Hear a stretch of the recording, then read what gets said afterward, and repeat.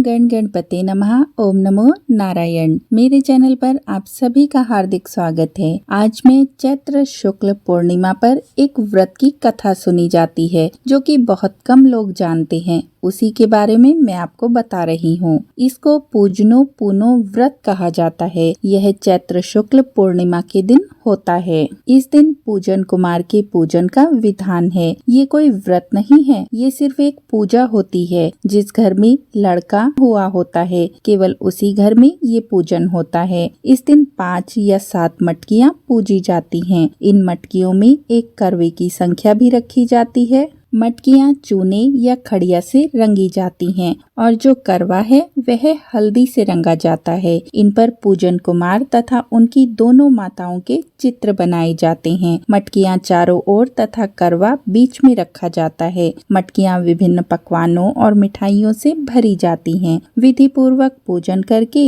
एक स्त्री कथा कहती है तथा शेष अपने हाथों में अक्षत लेकर बैठ जाती हैं। कथा पूरी होने पर मटकियों को हिलाकर उन्हीं के स्थानों पर रख देते हैं। लड़का पूजन कुमार की मटकी में से लड्डू निकालकर अपनी माँ की झोली में डालता है। फिर माँ लड़के को लड्डू और पकवान आदि देती है। इसके पश्चात घर के सब लोगों को मटकियों का पकवान प्रसाद के रूप में बांट दिया जाता है और इस प्रसाद को बांटते हुए कहा जाता है कि पूजन के लड्डुआ पूजने खाएं, दौर दौर वही कोठरी में जाएं। और इसकी जो कथा सुनी जाती है वह मैं आपको सुनाती हूँ। तो कथा इस प्रकार है। वासुक राजा की 2 रानियां थी, सिकौली और रूपा। दोनों रानियां निसंतान थी। उस पर सास और ननंद का प्रेम अधिक था। छोटी रूपा को राजा अधिक प्रेम करते थे, इसीलिए वह सास और ननंद की नाराजगी की कोई चिंता नहीं करती थी। उसे पुत्र की बड़ी लालसा थी। उसने एक दिन बूढ़ी स्त्रियों से पुत्र प्राप्ति का एक उपाय पूछा। बूढ़ियों ने उसे कहा कि संतान तो सास और ननंद के आशीर्वाद से हो सकती है, पर वे तो रानी से नाराज रहती थी। आशीर्वाद तो दूर की बात है। तब उन स्त्रियों के बताने पर वह ग्वालिन का वेश बनाकर सास और नंद के महलों में गई और सिर पर से दूध की मटकियां उतारकर उनके पांव छुए। उन्होंने उसे पुत्रवती होने का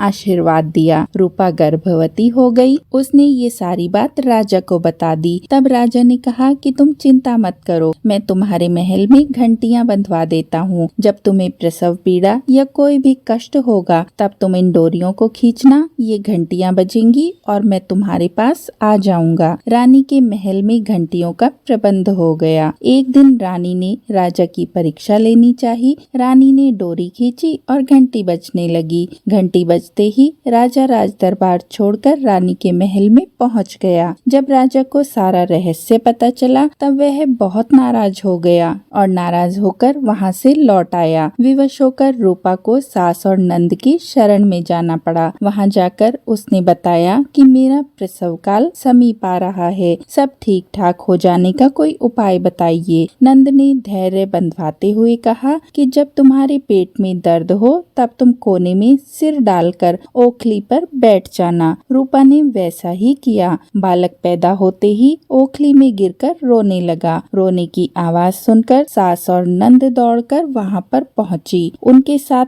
सिकौली रानी भी गई थी। उसने नवजात शिशु को घूरे पर फिकवा दिया और ओखली में कंकड़ और पत्थर डाल दिए। सास और नंद ने रूपा को बताया कि अरे तूने तो कंकड़ और पत्थर पैदा किए हैं। राजा भी प्रसव का समाचार सुनकर भागा भागा आया, परंतु कंकड़ और पत्थर को देखकर चकित हो गया। राजा अपनी माँ और बहन की इस चालाकी को समझ तो गया, परंतु वह कुछ नहीं कह सका। जिस दिन रूपा ने बच्चे को जन्म दिया था उस दिन चैत्र शुक्ल पूर्णिमा थी। उसी दिन एक कुम्हारिन घूरे पर कूड़ा डालने आई। राख में खेलते हुए बच्चे को वे अपने घर ले गई। वह भी निसंतान थी। उसने बड़े ही लाड और प्यार से उसका पालन पोषण किया। बड़ा होने पर कुम्हार ने उसे खेलने के लिए मिट्टी का एक घोड़ा बना कर दिया। लड़का उस घोड़े को नदी के किनारे जाकर उसका मुंह पानी में डुबोकर कहता कि मिट्टी के घोड़े पानी पी, पी पी चेचे पानी पी। उसी जगह राजा के रानीवास की कुछ स्त्रियां नहाने के लिए आया करती थी। एक लड़के को ऐसा करते देखकर एक स्त्री ने कहा कि ए कुम्हार के छोकरे, तू कोई पागल हो गया है? कहीं मिट्टी का घोड़ा भी पानी पीता है? तब लड़के ने उत्तर दिया कि मैं ही पागल नहीं हूँ, ये तो सारा संसार ही पागल है। क्या कभी रानियों के गर्भ से भी कंकड़ और पत्थर पैदा होते हैं? लड़के की ये बातें सुनकर सारी स्त्रियां समझ गई कि यह हो ना हो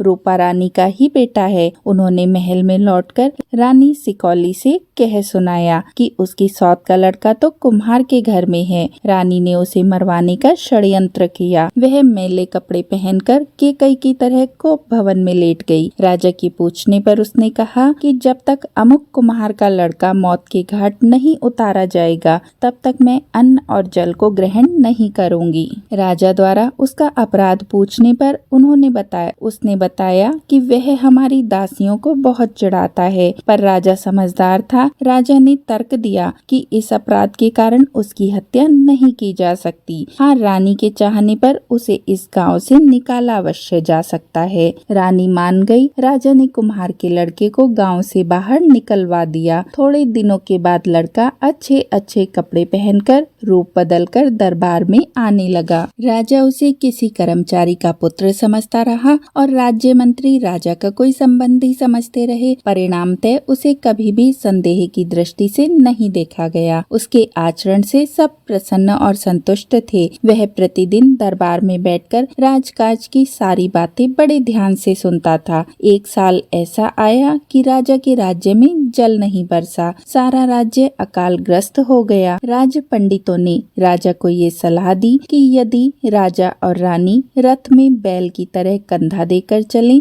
तथा चैत्र शुक्ल पूर्णिमा को उत्पन्न हुआ द्विजातीय बालक रथ को हाँके, तभी वर्षा होने के कोई योग बनेंगे। यह सुनकर कुम्हार के बालक ने बताया कि मेरा जन्म उक्त दिन पर ही हुआ है और मैं रथ भी हाँक सकता हूँ। इधर रथ चलाने की तैयारियां होने लगी, उधर बालक रूपा रानी के पास गया और कहने लगा कि यदि तुमसे कोई रथ से संबंधित काम करने को कहे तो तुम कहना कि पहले हमारी जेठानी करे तब मैं करूंगी। हर काम में तुम उसे ही आगे रखना। रूपा ने बालक की बात स्वीकार कर ली। रथ चलने का जब समय आया तब रूपा रानी को जगह लीपने के लिए कहा गया। तब रूपा ने उत्तर दिया कि पहले जेठानी लीपेगी फिर मैं लीपूंगी। इस प्रकार सिकौली रानी द्वारा लीपने के बाद रूपा ने भी जगह को लीप दिया। इसी प्रकार कंधा देने के समय भी सिकौली रानी को ही पहल करनी पड़ी। जब सिकौली ने कंधा दिया उस समय तेज धूप थी। राजकुमार ने पहले से ही मार्ग में गोखरू के कांटे बिखेर कर छोड़ रखे थे। इधर नीचे पाँव में तो रानी के कांटे गड़ते जा रहे थे और उधर ऊपर से वह कोड़े बरसाती हुई धूप, उधर ऊपर से वह कोड़े बरसाता। उसे छुटकारा तभी मिला जब रथ एक निश्चित सीमा पर पहुंच गया। अब रूपा रानी की बारी आई। उसके रथ में कंधा देते ही आसमान में बादल छा गए, रास्ते में गोखरू हट गए। रूपा रानी को जरा सा भी कष्ट नहीं हुआ। रथ चलाने का काम तो पूरा होते ही वर्षा होने लगी। सभी बड़े प्रसन्न हुए। तभी राजकुमार ने रूपा रानी के पास जाकर उसके चरण छुए, जिससे सबने ये जान लिया कि ये रानी का पुत्र पूजनु कुमार है। राजा ने भी उसे अपना पुत्र जानकर गले लगा लिया। सर्वत्र आनंद की लहर दौड़ गई। पूजनु कुमार सबसे मिलकर रनिवास में आए। वह सब पहले अपनी दादी के पास गया और कहने लगा, दादी हम आए, क्या तुम्हारे मन भाए? दादी ने उत्तर दिया, बेटा नाती पोते किसे बुरे लगते हैं? पूजन कुमार बोले, तुमने मेरे मन की बात नहीं कही। तुम्हारी बात बेकार और अधूरी है। मैं तुम्हें शाप देता हूँ कि तुम अगले जन्म में दहलीज होगी। फिर वह बुआ के पास जाकर बोला, बुआ रे बुआ हम आए, क्या तुम्हारे मन भाए? बुआ ने दादी के समान ही उत्तर दिया। परिणामतः उसने बुआ को चौका लगाने वाला मिट्टी का बर्तन हो जाने का श्राप दे दिया। फिर वह अपनी सौतेली सकौली माँ के पास जाकर बोला कि मामा हम आए, क्या तुम्हारे मन भाए? सकौली रानी का उत्तर था कि आए सो अच्छे आए, जेठी के हो या लहुरी के हो तो लड़के ही। राजकुमार ने उत्तर दिया, तुमने भी मेरे मन की बात नहीं कही। तुमने तो रूखी बात कही, इसके लिए घुंघुची बनोगी, आधी काली और आधी लाल। अंत में वह अपनी असली माँ रूपा रानी के पास गया और बोला कि मामा हम आए, क्या तुम्हारे मन भाए या नहीं भाए? तब रूपा रानी बोली, बेटा आए आए, हमने न तो पाले न पोसे न खिलाए न पिलाए, हम क्या जाने कि तुम कैसे आए। तभी वह किशोर राजकुमार नवजात शिशु के रूप में केहा करके रोने लगा। माँ उसे गोद में लेकर दूध पिलाने लगी। राजा को भी ये समाचार मिला। राजा ये सब देखकर बड़ा ही प्रसन्न हुआ। सारे राज्य में फिर से आनंद छा गया, बधाइयाँ बजने लगी। इसी दिन से यह पूजनो पूनो का प्रचलन आरंभ हुआ। तो ये कथा यही समाप्त होती है। आशा है आपको पसंद आई होगी। अगर पसंद आई है तो चैनल को लाइक, शेयर और सब्सक्राइब करना मत भूलिएगा और चैनल की अन्य वीडियो भी अवश्य देखिएगा।